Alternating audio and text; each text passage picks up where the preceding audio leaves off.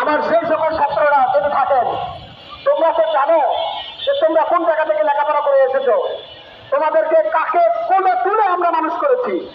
আর সেই শিক্ষকদের উপর তুমি কেন লাঠিপেটা করো? সেই শিক্ষকদের উপরে তুমি কেন লাঠিচার্জ করো? তোমার কি বিবেক নাই? শিক্ষক জাতি কেন রাজপথে থাকবে? তোমার কি বিবেক নাই? তুমি তোমার জায়গা থেকে তুমি আন্দোলন করাও, সরকার মহোদয় এরা নির্যাতিত 40 বছর ধরে, এদের দাবি আপনাদেরকে মানতে হবে, ঠিক না? এই জন্য আমরা মনে করি সরকার মহলের যত প্রকারের সেক্টর আছে, প্রত্যেকটা সেক্টরে দায়িত্বশীল যারা রয়েছেন তাদেরকে বুঝতে হবে ইবতেদায়ী এই যে শিক্ষা কার্যক্রম পরিচালনা করা হয়, এটা আজকে নিত্য নতুন কোন সংগঠন নয়। নিত্য নতুন তারা উড়ে এসে চুড়ে বসে তার শিক্ষা তার প্রতিষ্ঠান করে তোলেন।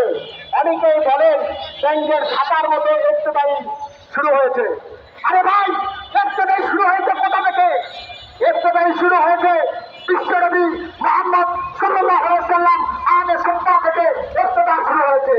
যা বাংলাদেশে মক্কা বিদ্রোহ প্রতিষ্ঠিত হয়েছিল, তারপরে আলিয়া মাদ্রাসা প্রতিষ্ঠিত হয়েছে, তারপর সারা বাংলাদেশে দাখিল আলিম ফাজিল তৈরি হয়েছে, ঠিক কিনা? তাহলে প্রথম কোনটা ছিল? প্রথম কোনটা ছিল? তারা ষষ্ঠ, সপ্তম, অষ্টম, নবম, দশম ফাজিল আলিম ফাজিল কামিল তাদের প্রতি আহ্বান জানাই। আপনারা বিল বেতন পাচ্ছেন, আজকে আপনারা গর্ব করবেন, অহংকার করবেন, আমাদের থেকে হাসির তামাশা মস্করা করবেন, করার কোনো সুযোগ নাই। আমরা ছাত্র তৈরি করে না দিলে আপনি ছাত্র পাবেন না। সুতরাং আপনাদের উচিত আমাদের আন্দোলনের সাথে একত্রতা পোষণ করা।